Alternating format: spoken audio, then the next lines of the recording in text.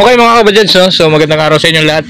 Meron naman tayo dito isang problema na talaga namang pabalik-balik yung mga ganitong problema, no? So ayaw umandar nitong unit, no? So ayan mga kabadyads. Kompleto naman yung mga ilaw ng panel board pero ayaw umandar. So ito mga kabadyads, no? Yeah, pag ganyan-ganyan lang siya.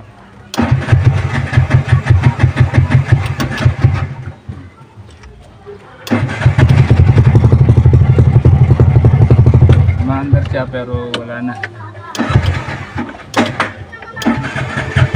Okay yun mga kabadyads, no? So kung mapapansin nyo na talagang hard starting na, no? So umaandar man siya pero talagang palyado na yung makina. So yun yung ating aalamin mga kabadyads. Okay ito mga kabadyads, no? So sa mga ganitong problema ay i-check na natin, no? So yun yung aalamin natin. Pagka mga ganitong problema, unang-una natin gagawin dyan ay bubuksan na natin itong mga cylinder head, no? So i-check na natin agad yung timing chain. At sa mga ganitong issue ay malamang na wala na sa timing ang ating makina, no? So yun yung ating i-check. So titingnan natin yung kondisyon ng timing chain kung ano nga ba ang kondisyon, no? So ayan mga kabadyads, para magkaroon kayo ng idea sa mga ganitong problema mga kabadyads, no? So ayan, bubuksan ko na itong takip ng cylinder head para ma-check natin yung timing chain kung okay pa ba, no? So ayan mga kabadyads. Okay mga kabadyads, no? So sa mga ganitong problema, kadalasan yan nawawala na sa timing yung ating makina, no? Kalimitan yan sa mga ganitong issue, no? Yung nag-hard starting. Okay ito mga kabadyads, no? Kumpirmado. Talagang yung kanyang timing chain talagang hindi na maganda ang kondisyon at dumikit na naman doon sa kanyang spark plug sleeve. So yan yung problema niyan at malamang na kapag ganitong model, kalimitan nito tumatalo ng timing, no? Nawawala sa timing kaya nag-hard start at talagang pag umandar naman ay palyado natin, hindi na humahatak. So i-check na rin natin ang kanyang spark plug para makita natin kung ano yung kondisyon ng kanyang combustion chamber, no? So kung kumakain na ba ng langis o nagbabasa na ng langis yung kanyang spark plug. So i-check na rin natin yan mga kabadyads.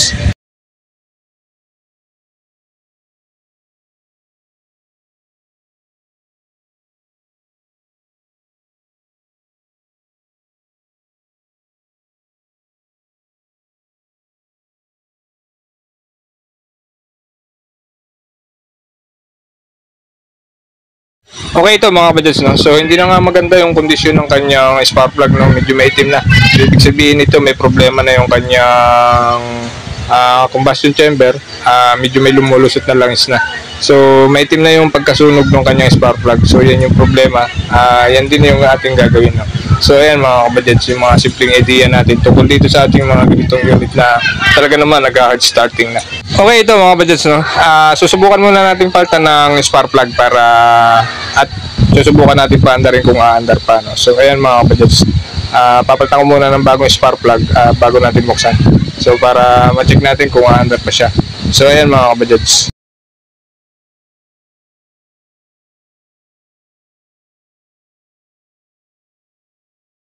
Kung hindi na-promote ay mga magsasabungan.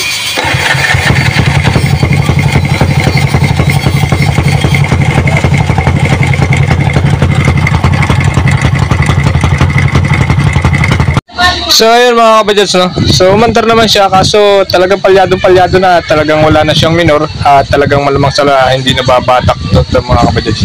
So talaga may problema na, no, mga kabadyads.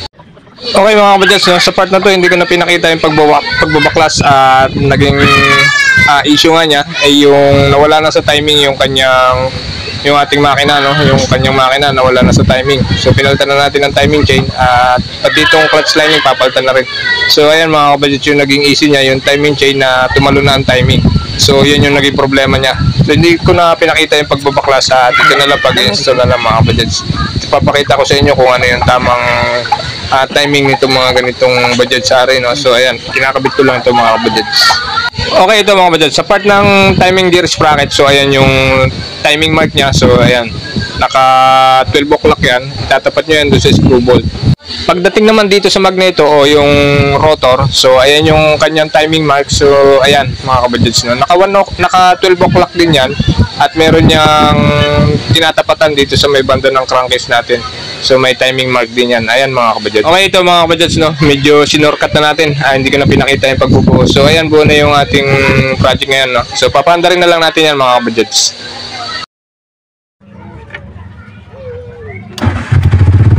Tapos doon ulit balik.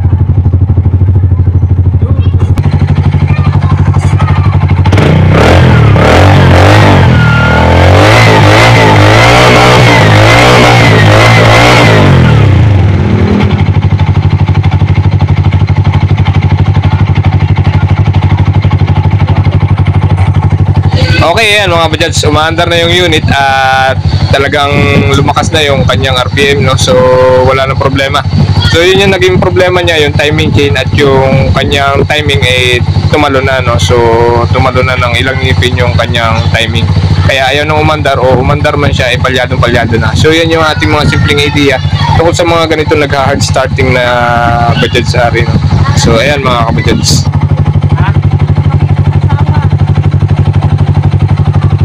Medyo maingay lang ang kanyang tambutso dahil naka-open pipe, no? So ayan mga kabadyads, yung ating simpleng project ngayong araw na to, no? Simpleng idea.